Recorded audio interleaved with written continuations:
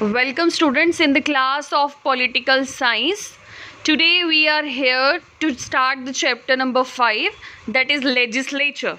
Yes students, if we talk about legislature, we know that legislatures are elected by the people and work on behalf of the people. Fine. So in this chapter you would study how elected legislature functions and what is the importance of legislature, what is the law making procedure, how the parliament controls the executive, and how the parliament regulates itself. So student, let's start our new topic, that is legislature.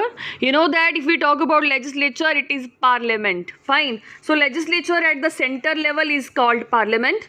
It consists of the president and two houses known as House of the People, means Lok Sabha, and Council of States like Rajya Sabha. Students, we all are aware about the three organs of the government. We know that they are legislature, executive and judiciary. In this chapter, we will wholly solely talk about legislature, who makes laws. We know that at the center level, it is parliament who makes laws.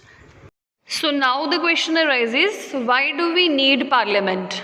So student, answer of this question is that why do we need a parliament? So we need parliament because it is a law making body. Fine. In modern democracy, if we're talking about, it is the main source of law also. Second point we are having, in representative form of democracy, the legislature helps the people in holding the representatives accountable. Third, we are having, in parliamentary form of government, the legislature controls the cabinet.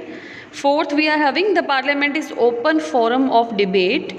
Yes students, different issues can be debated over there. It is the most representative of all organs of the government. Next point we are having, the parliament is vested with the power to choose and dismiss the government. Yes, it can choose or dismiss any government. So above all, it is the center of all democracies and political process also. Now the next question arises, why do we need two houses of the parliament? Two houses of the parliament, which are they? We know that one is Lok Sabha and other is Rajya Sabha. Fine. So why there is a need to have two houses of the parliament? Students, we know that the term parliament refers to the national legislature. Fine. The legislature of the state, if we talk about, it is described as the state legislature. And the parliament in India has two houses. We know that when there are two houses of the legislature, it is called a bicameral legislature. Fine. Again, I am telling you, the parliament in India, we know that has two houses. And when there are two houses of the legislature, it is called a bicameral legislature. So you can have a one mark question also, that what is bicameral legislature. So you have to answer in this regard. When there are two houses of the legislature, it is called a bicameral legislature. Students, our Constitution of India has given states the option of establishing either a unicameral or bicameral legislature. At present, only 6 states have a bicameral legislature in India, and I am just telling you the names of all that 6 states are. First we are having Andhra Pradesh, second we are having Bihar, third we are having Karnataka, fourth we are having Maharashtra, 5 number we are having Telangana, and on the 6th number we are having Uttar Pradesh. Fine students, earlier we were having a J&K also as a state, but now we know that J&K is no longer a state, now it's a UT. So we are having 6 states, fine, which are having bicameral legislature. Students, you can have a clear-cut map also, that on the political map of India, you can be asked the question in this way, that on the political map of India, show the states which are having a bicameral legislature. Fine. So whenever you will get this question, you have to locate all that states which are having a bicameral legislature. Fine. This clear-cut map is given in your book also, but here Telangana is not shown separately, but whenever you will locate, you have to locate Telangana separately from Andhra Pradesh also. Fine. So J&K is also shown as a state here, but you will mark as a UT, which is not required in this topic. So you will skip the J&K in this map. Fine. Students, you have to take one political map of India and you have to locate all these 6 states which are having a bicameral legislature, and you have to paste in your notebooks also. Now students, we will come back to our same topic, that was why do we need two houses of legislature. Students, countries with large size and much diversity usually prefer to have two houses of the national legislature to give representation to all sections in the society and to give representation to all geographical regions or parts of the country. Fine. A bicameral legislature has one more advantage also. A bicameral legislature makes it possible to have every decision reconsidered. Every decision taken by one house goes to the other house for its section. If we talk about Lok Sabha, if there is any matter is going to be discussed in Lok Sabha, we know that the first majority we will get from Lok Sabha, only then it will be sent to Rajya Sabha. Fine. So this means that every bill and policy would be discussed twice. Fine. This ensures a double check on every matter, and even if one house takes a decision in haste, or we can say that we can say that any decision is taken by any house fastly or in haste also, so that decision will come for discussion in other house and reconsideration will be possible. Fine. So these are particular ways for which we need the two houses of the parliament, or we can say that the two houses of the legislature. Fine. Now students, we will talk about Rajya Sabha. Fine, we know that each of the two houses of the parliament has different bases of representation, and if we talk about Rajya Sabha, it represents the states of India and it is an indirectly elected body.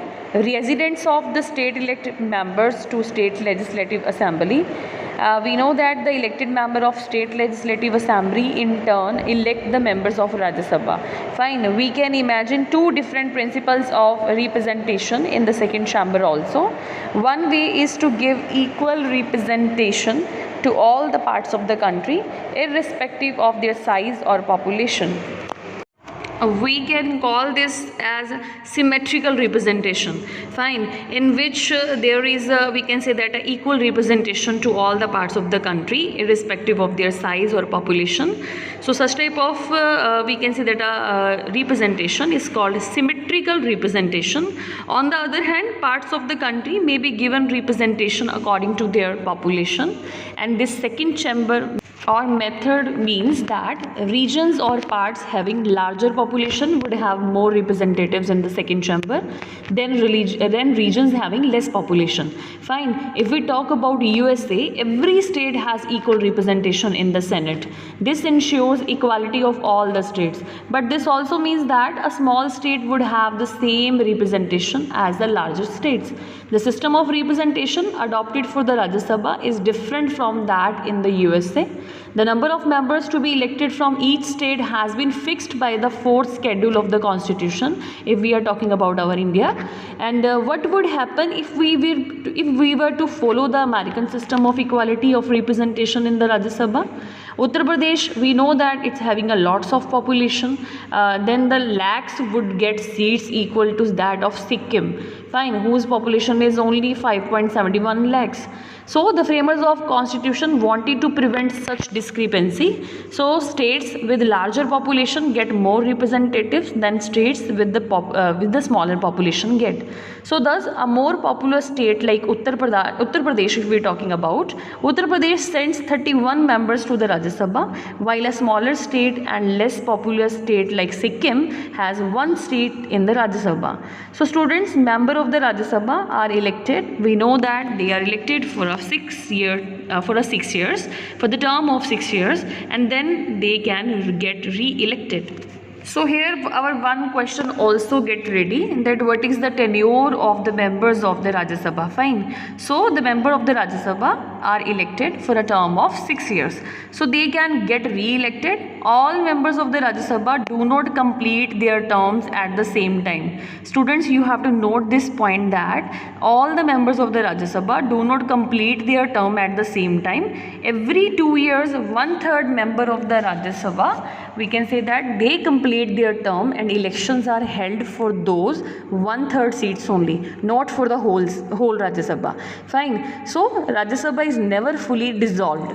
Therefore, it is called the permanent house of the parliament. So one question is also going to ready for yourself, why it is called the permanent house of the people? Because it's 1/3 members complete their term after every 2 years. Fine. And elections are held for those 1/3 seats only. Fine. So that's why it's known as a permanent house. The advantages of this arrangement is that even when the Lok Sabha is dissolved and elections are yet to take place, the meeting of the Rajya Sabha can be called and urgent business can be conducted. So you can understand the thing about Rajya Sabha when there is a Lok Sabha. Suppose there is a time for the dissolve when the Lok Sabha has to dissolve. Even that time Rajya Sabha can called and urgent business can be conducted by the Rajya Sabha. So apart from the elected members, the Rajya Sabha also has 12 nominate members, and we know that these 12 nominate members are nominates by the president. So student, this was all about Rajya Sabha, and if we talk about Lok Sabha and other topics, we will cover in our next video.